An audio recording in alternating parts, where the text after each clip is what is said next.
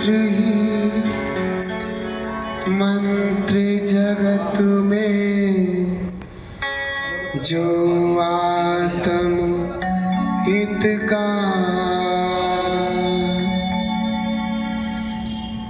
इसी मंत्र से हुआ अनेकों का जीवे ना पार।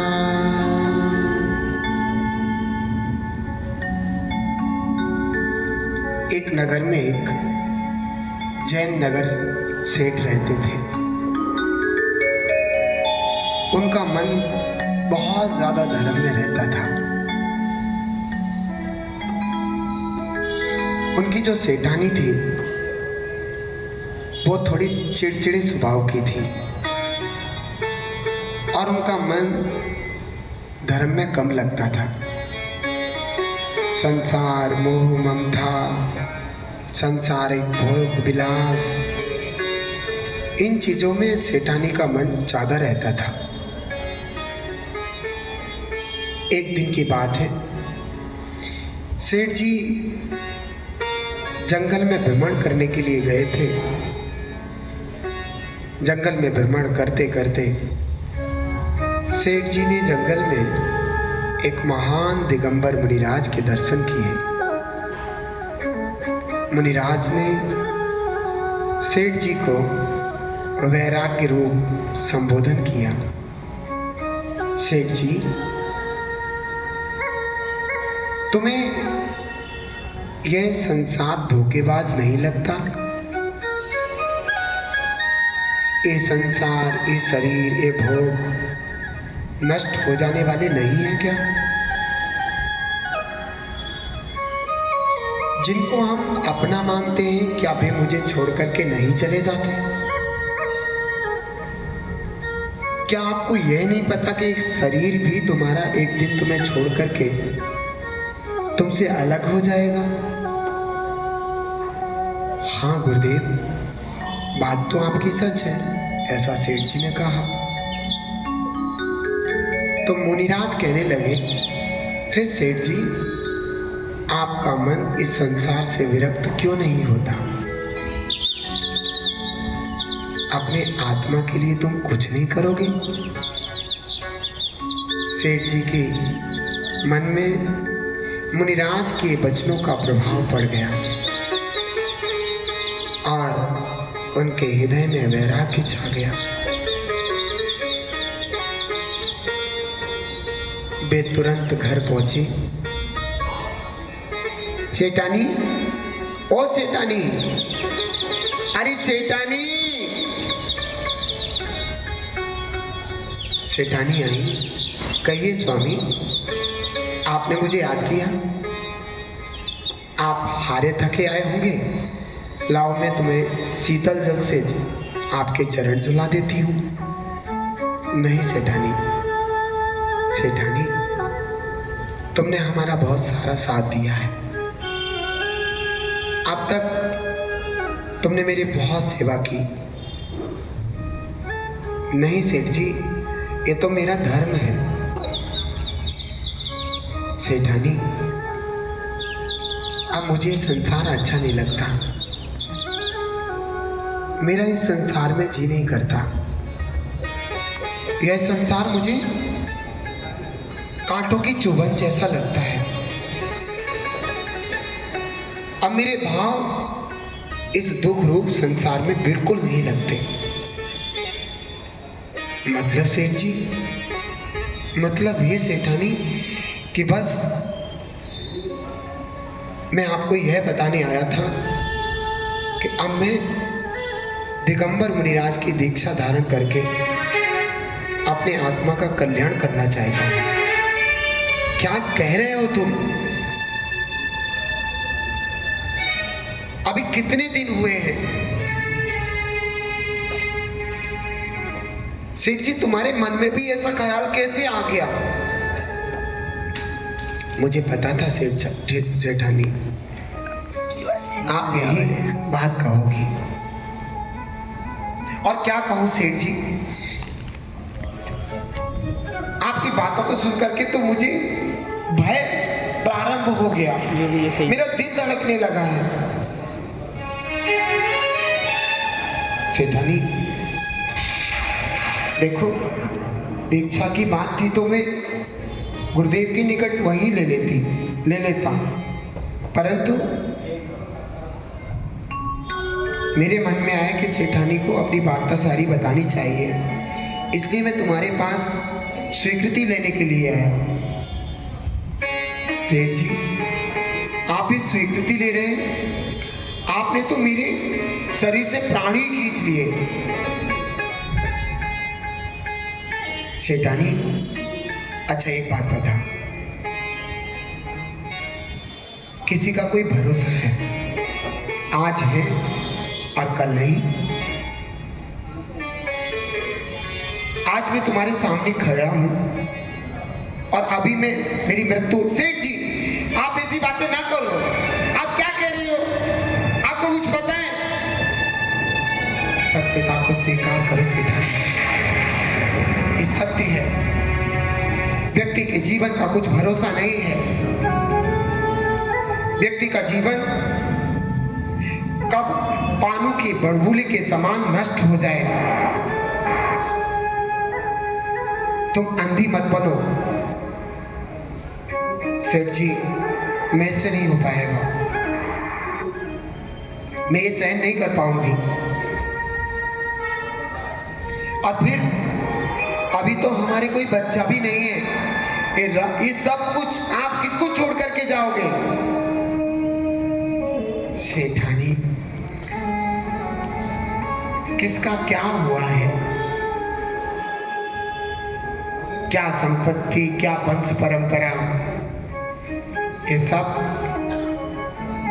व्यक्ति अपने मन की मनमानी करके सब कार्य करता है। आंख मिचने के बाद कौन देखने आ रहा है? देखो सेठ जी, अगर आपने बिना पुत्र की उत्पत्ति के अगर दीक्षा ली तो मेरा नियम है, मैं अपने प्राणों का त्याग कर दूंगी। सेठानी, तुम समझने की कोशिश करो। मैं अंधी हूं, मुझे कुछ समझ में नहीं आता। मुझे समझ में आते तो आप, सिर्फ आप। चलो उतावली मत हो, मैं तुम्हें वादा करता हूं, जिस दिन मैं ये बात सुन लूंगा कि तुम्हारे गर्भ में कोई बच्चा है, उस दिन मैं एक घर बार सब कुछ छोड़ करके दीक्षा ले लूंगा।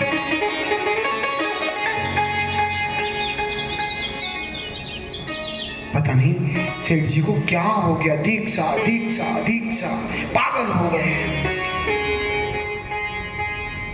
कौन समझाए इन्हें? अगर मेरे गर्भ रहा ना तो मैं सेठ जी को बिल्कुल नहीं बताऊंगी, मैं छिपा करके रखूंगी ये सब कुछ। कुछ समय व्यतीत होने के बाद सेठानी गर्भवती हुई, परंतु उसने किसी के कानों कान खबर नहीं होने दी। समय व्यतीत होता गया, सेठ जी का गर्व, सेठानी का गर्व बढ़ने लगा। तभी एक चुगलखोर दासी ने ये सारी बातें लोभ में आके कि मुझे कुछ मिल जाएगा, सेठ जी को बता दी। सेठ जी ने खुश होकर के बेशकीमती अपने गले का हार उस दासी को दे दिया। दासी खुश होकर के चली गई। सेठ जी चंदन तिलक लाए और सेठानी के गर्भ में उसको तिलक कर दिया और कहा, सेठानी, मैंने आपसे बोला था ना कि जिस दिन तुम्हारे घर में कोई बच्चा आएगा उस दिन मैं सब कुछ छोड़ करके दीक्षा ले लूंगा। सेठानी बहुत रोई, बहुत दुखी हुई, लेकिन सेठ जी ने एक ना सुनी। कहते हैं कि जब व्यक्ति को वैराग्य आता है तो फिर उसे संसार सूझता नहीं है, उसे कोई अपना नहीं लगता। जो सांसारिक लोग हैं अपने पे पराये लगते हैं। वैरागी व्यक्ति को तो अपना आत्मा ही अच्छा लगता है। इसलिए सेठ जी ने अपने आत्महित के लिए ये सब कुछ किया।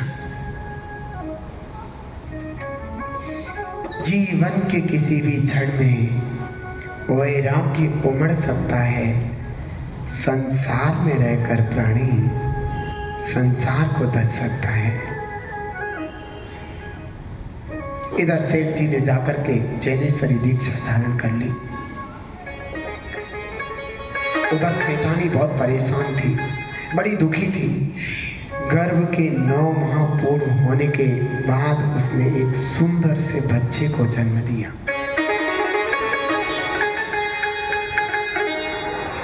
उसे बड़ा भय था, क्योंकि उसने कभी ये सुना था कि तेरा बेटा जिस दिन दिगंबर मुनिराज को देख लेगा उस दिन ये भी दीक्षा ले लेगा। इसलिए सेठानी ने बहुत कड़ी तैयारी की थी। नगर के कोट द्वार को बंद कर रखा था। बिना सेठानी के आदेश के हमारे इस नगरी में कोई भी प्रवेश ना कर सके। बच्चा बड़ा हुआ, युवा हो गया बच्चा। उसका नाम रखा था सुकौशल।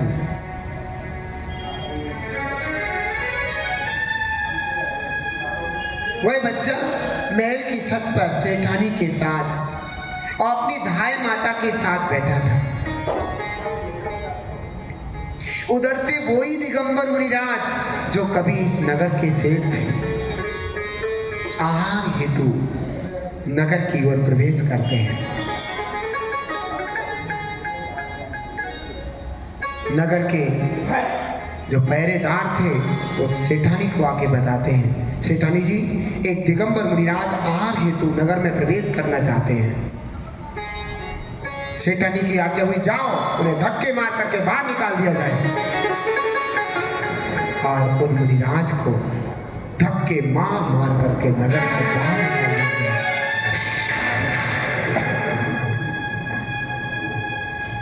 धाय मां ये दृश्य देख करके फूट फूट करके रोने लगी, फूट फूट करके रोने लगी। तब सुकौशल अपनी धाय मां के पास पहुंचते, मां, धाय मां, आपकी आंखों में आंसू क्यों हैं? नहीं बेटा, कहाँ है? मेरी आंखों में आंसू नहीं है। मेरी माँ ने तो मुझे जन्म मात्र दिया है, लेकिन मैं इतना बड़ा तुम्हारी गोदी में हुआ हूँ। आप मेरी माँ से बड़ी माँ हो। अपनी माँ के आंसू में आंसू देख सकता हूँ, लेकिन मैं अपनी धाय माँ की आंखों में आंसू बिल्कुल नहीं देख सकता। बताओ माँ, क्या हुआ? माँ, कहीं ऐसा तो नहीं कि अभी अभी जो हम लोगों ने दृश्य देखा था, कोई नगन मुद्रा का धारी व्यक्ति महातेजस्वी नगर में प्रवेश कर रहा था, तभी माँ ने आज्ञा दी थी धक्के मार के बाहर निकाल दो। क्या उस बात से आप दुखी तो नहीं है? बताओ माँ। बेटा वो हो सकता है। माँ, हो नहीं सकता। ये बात सच है ना? हाँ। कौन है वो? क्या हुआ ये सब कुछ? और आपका रोना? कुछ नहीं। तू ये बातें मेरे से मत पूछ, चला जा मेरे पास से।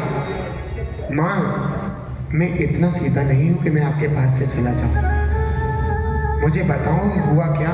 कौन था वो व्यक्ति जिसके लिए आपने ऐसा सब कुछ किया? अब तो ज्यादा पूछ रहा है तो मुझे बताना भी चाहिए।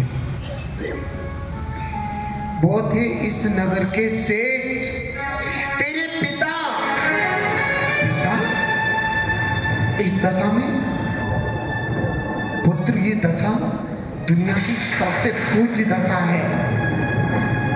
तेरे पिता ने अपने आत्म कल्याण के लिए इस नगन मुद्रा को धारण करके महातपस्या धारण किया है। तपस्या आत्म कल्याण के लिए? हाँ, सब जीवों पर दया दिखाने वाले, अहिंसा व धर्म को पालन करने वाले, किसी का कभी बुरा ना सोचने वाले, सभी जगत का हित करने वाले, ऐसे तेरे पिता।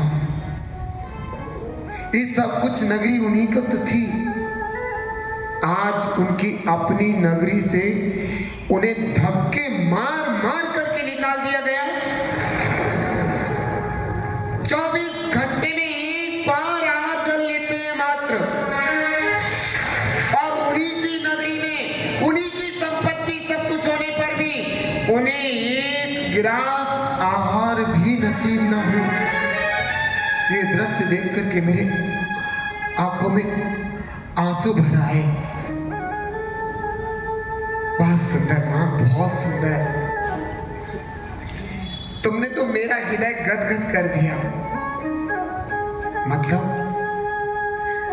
मां, धन्यवाद तेरा, जो तूने मुझे ये सब कुछ बातें बताई। मां, अब मेरा वही पथ है जो मेरे पिता का पथ है। लो, मैं चला मां। बेटा, क्या हुआ तुझे? मुझे वही हुआ है जो मेरे पिता को हुआ था। ये संसार धोखेबाज है। ये धन दौलत पत्नी पुत्र सब कुछ बेकार है। ये संसार भोगने लायक नहीं है। कहां हुआ इस नगर का सेठ, और कहां आज उसे धक्के देकर के बाहर निकाल दिया गया। एक ऐसे इंसान को जो सब पर दया करता है, सबके लिए अच्छा सोचता है, जिसने सारी धन दौलत हमारी मां इस सेठानी को सौंप दिया। आज वह सेठानी इतनी बड़ी बन गई कि उस महान विभूति को धक्के दे दे करके बाहर निकाल दिया। इस संसार पर मुझे विश्वास नहीं रहा। बेटा, मां, अब मैं तुम्हारा नहीं, अपने पिता दिगंबर मुनिराज का हूं। और सुकौशल दौड़ते हुए चले गए। जंगल में एक वृक्ष के नीचे मुनिराज विराजमान थे। नमोस्तु भगवान, नमोस्तु। तुम कौन बेटा? पिताश्री, क्या आपकी शकल मेरे से नहीं मिलती? तुम मेरे पुत्र हो? हाँ पिताश्री। तुम क्या चाहते हो पुत्र? आप जैसा बनना। इतनी कठिन परिस्थिति, इतना तपस्या कर सकोगे? पिताश्री, शेर का बच्चा शेर होता है, और शेर पूछे कि तुम मेरे जैसे बन सकते हो, तो बताओ वो शेर का बच्चा क्या जवाब देगा? पुत्र, तुम इतने समझदार हो गए हो? हाँ पिताश्री, समझदारी का कारण भी आप हो ना, आपका पुत्र हो। बहुत सुंदर। ठीक है पुत्र, मैं दिगंबर दीक्षा आपको देने के लिए तैयार हूं। और उस समय सुकौशल की दिगंबर दीक्षा हो गई। सुकौशल दिगंबर मुनिराज बन गए। उनकी मां सर पटकते पटकते वहां गई, तब तक तो वो दिगंबर मुनिराज बन चुके थे। पिता पुत्र उस दशा में आत्म आराधना करते हुए जगत को तो सुंदर लग रहे थे, लेकिन सुकौशल की मां को बड़ा दुख था। न रात को सोती, न दिन में जागती, ऐसी रहती जैसे अधमरी हो, ना खाती ना पीती, और इस तरीके से उसने अपना अंतिम समय पूरा किया। भाव अच्छे नहीं थे, इसलिए मर करके उसी जंगल में एक भयंकर शेरनी बनी। एक दिन वह शेरनी उस जंगल में विचरण कर रही थी, पेट से भूखी थी, कई दिन तक उसे शिकार नहीं मिला था, आंखें फाड़ फाड़ करके चारों ओर देख रही थी। तभी जंगल में विचरण करते हुए उस शेरनी ने उन दोनों दिगंबर मुनिराजों को देखा। भूखी शेरनी आंख फाड़ करके दिगंबर मुनिराजों पर टूट पड़ी।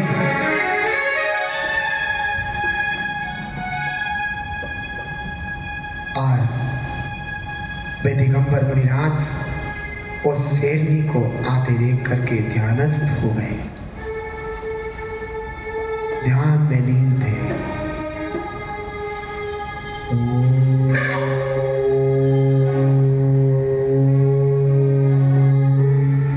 नमः सिद्धेभ्यः।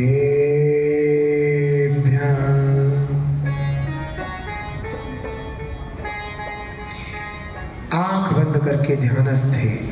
उस शेरनी ने अपने ही पूर्व भाव के पुत्र सुकमाल पर ऐसा हमला किया कि एक पंजे में ही उन्होंने सुकमाल मुनिराज के पूरे शरीर को चीर दिया। वे मुनिराज अपने आत्म ध्यान में ध्यानस्थ हो गए। तुरंत उनको केवल ज्ञान की प्राप्ति हुई और तुरंत ही उन्हें मोक्ष हो गया।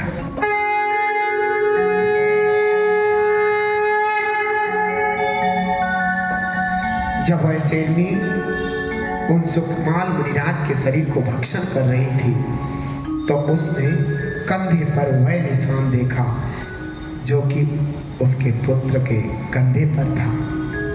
एकदम जाति स्मरण हो गया, ये निशान तो मैंने पहले कभी देखा है।